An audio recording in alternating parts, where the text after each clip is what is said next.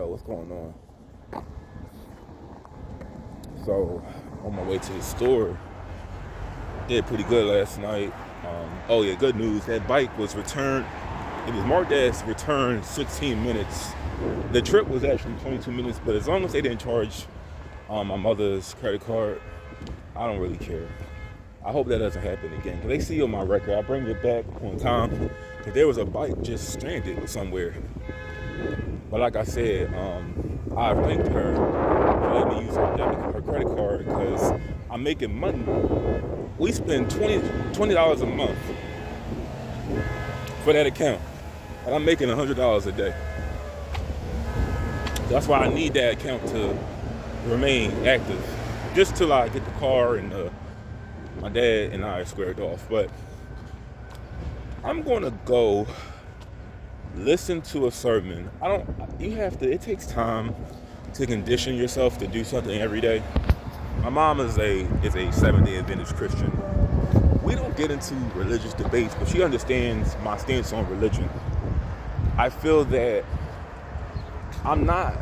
it's not very appealing to a man like myself. You know, you can't tell a man to love his enemy. You can't tell a man to, forgive and forget. Because by that logic, then, this country that actually introduced us to the very religion should stop going to war with other countries. We should have open borders because we're all children of God by that logic, but that doesn't work like that. See, they just want us to, forgive and forget. But it's like they understand the effect of just letting another country just walk over us. But I'm predicting by the time I'm like 70, North Korea may take over America. It's a good possibility. But while I'm still here, while we're not colonized by like North Korea, I feel they may take over America one day. By the shit that we put our time and our energy to, everyone is so worried about TikTok and Instagram. I'm like, they gonna fuck us up one day. But I don't subscribe to the religion. Like I said, it's not very appealing to me. I have a problem with, for one, the pastor asking poor people for money every Saturday and Sunday, depending on when you go. I'm not going to put my hard-earned money inside of a metal plate, listening to this jack-legged preacher hoop and holler in front of a pulpit. I'm not going to listen to this gospel band for 30 minutes when we could be talking about real issues. Because if the church should be if it's so, if it, like the church is not very active, obviously, in these communities. If you have a church and it sits adjacent to, I'm not near one right now. But let's just say that you have, because there's a lot of churches everywhere. Let's say you have one anywhere. You're going to find, depending on it doesn't really depend where city you are in, but usually a church is going to be in the same proximity of a liquor store. It could be a trap house like a block away, right near a church. And that's when I say, like, their message ain't really reaching nobody if all that shit's going on. Because everywhere else I've been, churches, they're not churches. Like when I was in Georgia, Woodstock, Georgia, I didn't see churches on every fucking block.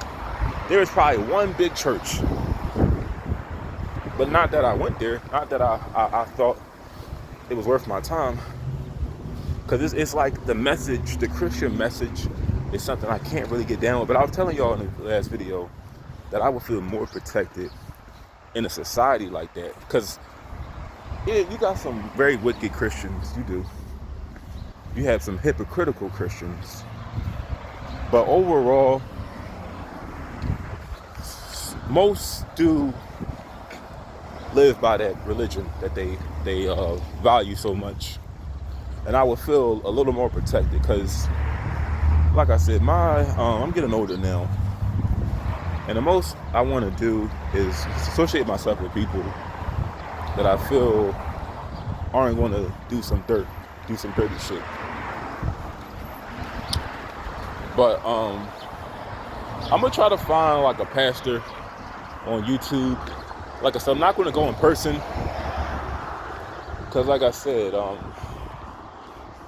rather just listen on like a streaming service, like a live stream, and that would just be my way of just giving some time to God. Because you know, like Dr. James David Manning, he's probably like one of the few that I could listen to. I don't agree with everything he says. Some things I think is a little bit for shock value. But he has a message with the things he talks about. He actually speaks on social issues, unlike a lot of pastors. Like him, Geno Jennings, that's another one. I listen to Geno Jennings, and oddly enough, I'm probably no more than 10 minutes from his church in Philly. His church is on Lindsley Avenue. I could literally walk there, but I don't like to get all dressed up. Cause he had